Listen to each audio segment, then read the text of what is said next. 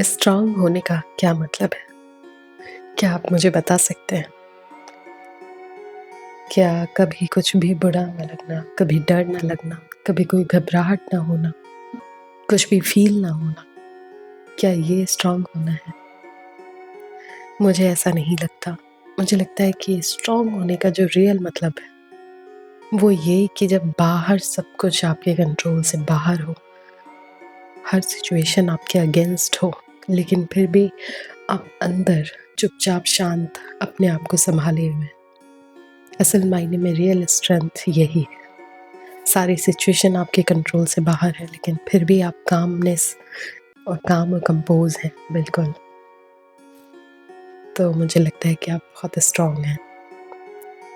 कभी-कभी लाइफ़ में ऐसा होगा आपके साथ कि बाहर सब कुछ मेस्ड अप होगा, बाहर बहुत केओस होगा। कुछ समझ ही नहीं आएगा कि ये प्रॉब्लम कहाँ से शुरू हुई और इसको कहाँ से ठीक करना शुरू करें।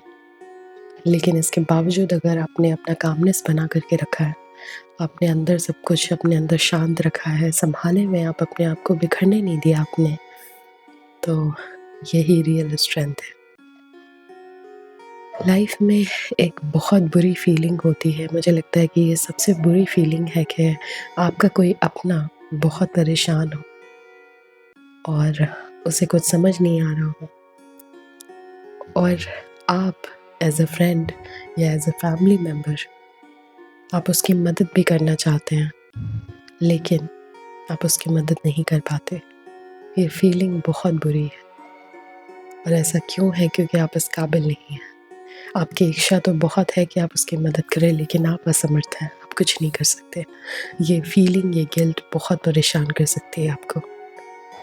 लेकिन जब आपकी लाइफ़ में ऐसा होता है तो आपको समझ जाना चाहिए कि ये लाइन आपने कई बार सुनी होगी कि no one is coming to save you, यानी कि कोई नहीं आने वाला आपको बचाने के लिए।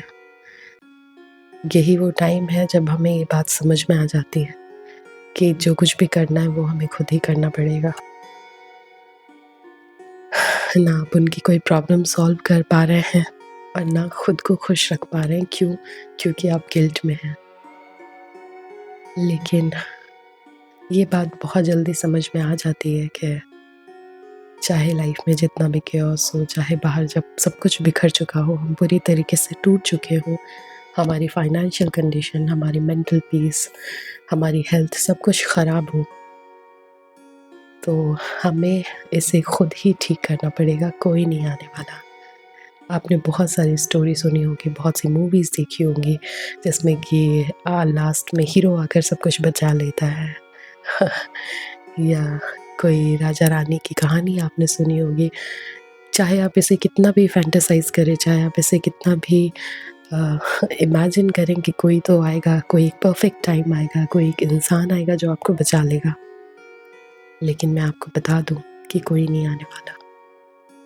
ये बहुत हार्श और बहुत ब्रूटल सच्चाई है कि कोई नहीं आने वाला। आपको खुद अपने लिए सोचना पड़ेगा और अपनी सिचुएशन को ठीक करना पड़ेगा। चाहे आप इसे हँस के करें, रो के करें, चाहे जिस भी तरीके से आप सब कुछ हैंडल करें, लेकिन आखिर में आपकी जो इंटरनल स्ट्रेंथ है, वही काम आएगी। एंड यही पर्सनैलिटी बिल्ड करने का टाइम भी है, आपका डेवलपमेंटल फ़ेज़ भी है, जिस पर मैंने पहले भी कई वीडियो में बात किया है कि एक बहुत ही साइलेंट और डेवलपमेंटल फ़ेज़ आता है लाइफ में, जब बाहर कुछ भी चेंजेस दिखाई नहीं देता, लेकिन असल में जो चेंज है आपकी पर्सनैलिटी में, वो इसी टाइम होता है जबकि लाइफ के सिचुएशन आपके कंट्रोल से बाहर हो जाते हैं, लाइफ में सब कुछ आपके अगेंस्ट होता है, तब आपकी इंटरनल स्ट्रेंथ बिल्डअप होनी शुरू होती है।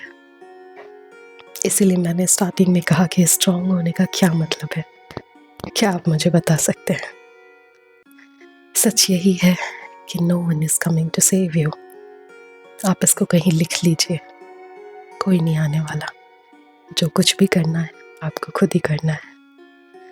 तो अगर आज आप भी ऐसे किसी फ़ेज़ में हैं, जहाँ सब कुछ आपके कंट्रोल से बाहर लग रहा है, तो इस टाइम पे बस आपको एक चीज़ ध्यान में रखनी है, एक चीज़ याद रखनी है कि आपको सब कुछ ठीक करने की कोशिश नहीं करनी है।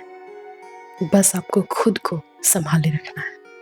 इस टाइम पे सस्टेन करना is more important than anything. बस आप अपना काम में सब आप अपने आप को सँभाल रखिए, बिखरने मत दीजिए और धीरे-धीरे अपने ऊपर काम करते रहिए। मुझे लगता है कि ये स्ट्रैटेजी सबसे ज़्यादा काम करती है। तो मैं प्रे करूँगी कि आपको लाइफ़ में स्ट्रेंथ मिले, अगर आप किसी ऐसे फ़ेज़ से गुज़र रहे हैं तो। Thank you.